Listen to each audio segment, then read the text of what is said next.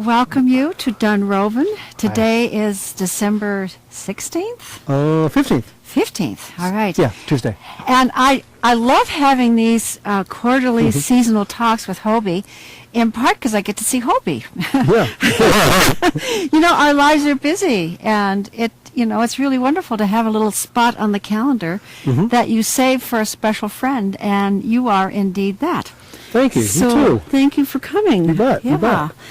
And we are here to celebrate the beginning of winter, which those of you who know me know that I love snow.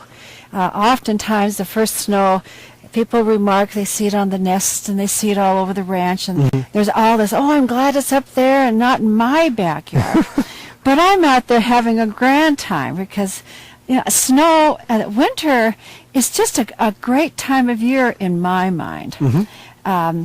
And I had hoped to do a blog this morning, but I didn't get to it. I got distracted. We're doing a lot of things here, getting our new websites going, and so I was a little distracted. But I did do a little research. And as Hobie was mentioning, you might have heard when we just were walking over here, we've had a stop-start sort of a winter. It was a nice, warm kind of November, and then Thanksgiving came in. Boom. The temperatures plummeted, the river froze, and I was just getting into that whole scene, and then boom, it all melted, and it started raining, and it got above freezing. So the name of my almost written blog is Montana's Fickle Season, Winter. And it's not even winter yet. And it isn't even winter yet. That's exactly right. But it made me look up a few statistics. So I thought I would start with a few statistics. Being a statistician, I like numbers. Sounds good. Yeah. And I always tell people that Montana is a state of extremes. And I refer to the weather extremes that we've endured. But I don't always look them up, and I don't always get them right. And this time I wanted to look them up. All right? I'm glad you did. Yeah, and they're impressive. They're really impressive. So here are a few statistics about Montana's fickle winter weather. First of all, the world's record for a temperature change, this is the whole world, the world's record for a temperature change within a 24-hour period was recorded in 1972 in a little town of Loma, Montana. And Loma is located along what we call the Rocky Mountain Front. And that's where the prairies meet up to the mountains. And that's where you'll get all these incredible weather changes because of what is known in our part of the world as Chinooks, which are warm winter winds that blow out of the mountains. And all of you know that's one of the reasons I named my horse that, because I had a cold heart from the death of my horse, and I needed a warm winter wind. So I named him Chinook. It's a great name. It is. I love it. So in Loma, Montana in 1972, the temperature rose within 24 hours 103 degrees. Wow. Yeah, that's impressive, huh? It went from minus 54. Now that's cold. Yeah. I have been in minus 54. In Butte and in Alaska, but I mean that's cold. That's seriously cold. Yeah. That's the kind of weather you don't go out in without a scarf over your mouth and your nose. I mean it just kind of instant freeze. And it rose to 49 degrees above. Wow. I mean that's spring weather. That's huge. That's huge. 24 hours. Okay. So then the USA's record for temperature change within a 12-hour period occurred on December 14th, 1924, in Fairfield, Montana, not far from Loma. And the temperature dropped 84 degrees. Ouch. Yeah, in 12 hours. From a daytime temperature of 63 degrees to a nighttime temperature of minus 21. That's pretty brutal. That's abrupt. Yeah. That's when the animals say, my goodness, give me a chance. Why did I move here? Oh, yeah, exactly. All right. Then, the most rapid temperature change ever recorded in the U.S. occurred on January 11th, 1980, and that occurred at the Great Falls International Airport, another community that is close to the Rocky Mountain Front. It's our largest community that is kind of on the front. Yeah. At any rate, in a matter of 7 minutes, I mean I can talk for 7 minutes, you know? The temperature rose 47 degrees. Wow. From minus 32 degrees, which is seriously cold, to above 15 degrees. These are pretty dramatic, don't you think? Yeah, I think it's why we have less than 1 million people who live here. I think this is telling a lot, isn't it? This is now Southern California. Well, in fact, Montana is the state with the most extreme temperature range. We have our record low is minus 70 at Rogers Pass, which is about 100 miles to the east of us here. Yeah, on the way to Great Falls. On the way to Highway Great 200. Falls, right at the top of that Rocky Mountain front. And the highest temperature recorded in Montana is 117. So I guess having winter start out a little bit fickle is not unusual. And it's not bad. I mean, today it's probably 35 degrees as we're sitting here and snowing off and on a little bit. We're supposed to get more snow tomorrow, but this is not bad. And usually by March you'll see kids outside in shorts thinking this is a warm day. So Yes. it's all relative, I guess. Yes. So what are your winter plans, and what are the things that come to you in winter, Hobie? What are your winter thoughts? Well, definitely. A lot of people think of winter as a time of quiet, nothing's really happening, but Susanna and I were talking earlier today about how this is the time in which we get replenished because most of our water falls as snow, and so if we get a good winter and good snowfall, it means that there's less wildfires, there's more water for irrigation, development, farming, everything else that we need water for, plus recreation, and also, of course, for preservation. So that's one thought. It's just that it's the time of year we're hoping to really have some good snow this year. That's in part why I'm so happy to see it fall. I mean, Yeah, it really means a lot to us on the other end of the, yeah. And then another thing I think about is, for example, this morning I was walking on an errand and crossing the Clark Fork River near the California Street footbridge, and I see this great blue heron on the way to do some errands, just sitting there very patiently.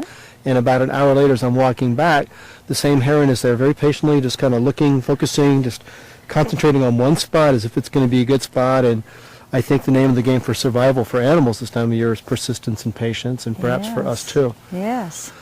And I have to say that, as all of you know, this is the vacation time for our horses. Yeah.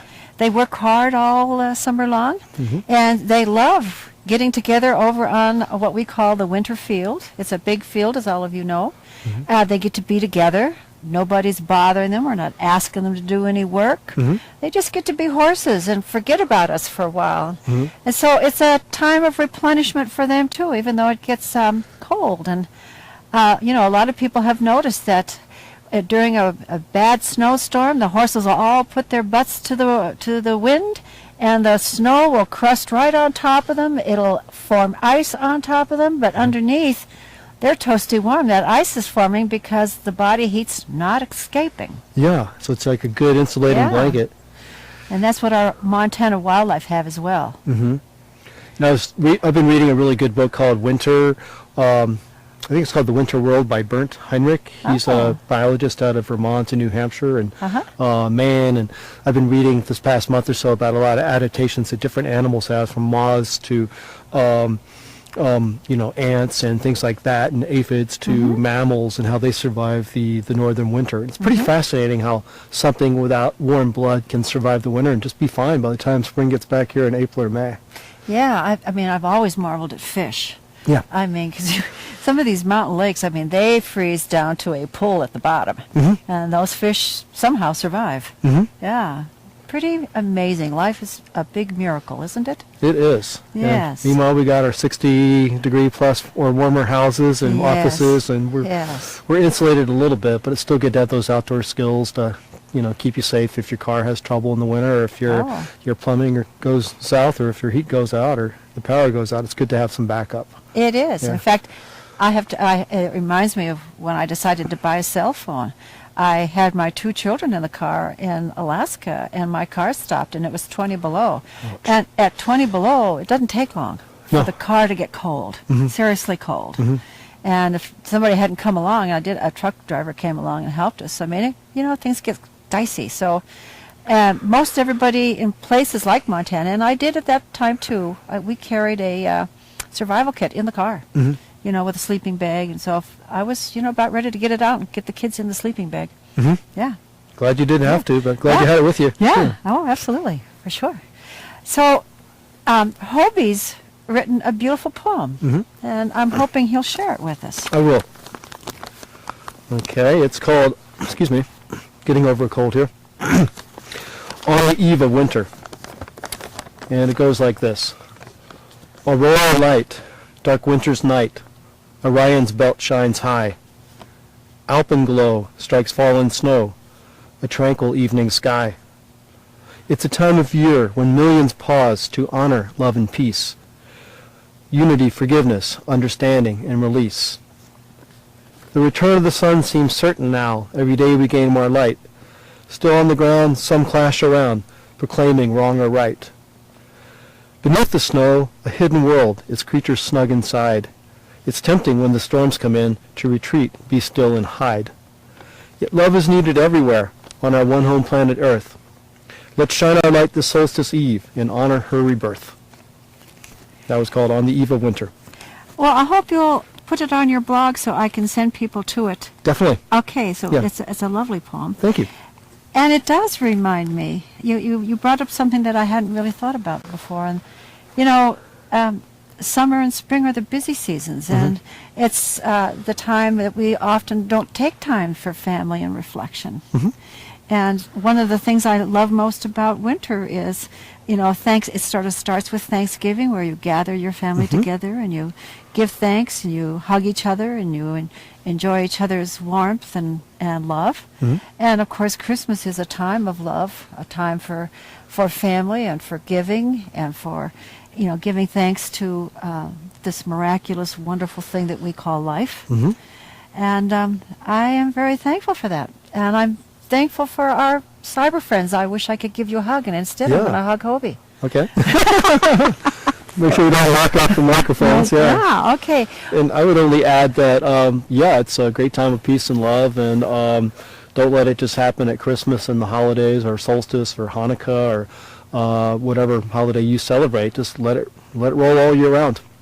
Indeed. And I've really appreciated your coming and helping us mark these seasonal changes. I love it. I do too. Yeah, me too. I It's a do lot of too. fun. I really enjoy just taking a moment and thinking about what this season means to all of us. I've appreciated your coming, and I hope we'll continue this into the new year. We will. We've already got our March and June and fall dates now. Very so good. yeah, so we're good. Okay. Well, Merry Christmas, everybody. Merry I hope Christmas. you have a wonderful year. It's going to be a fun year for us here at Days at Dunrovin, and happily, Hobie will be part of that.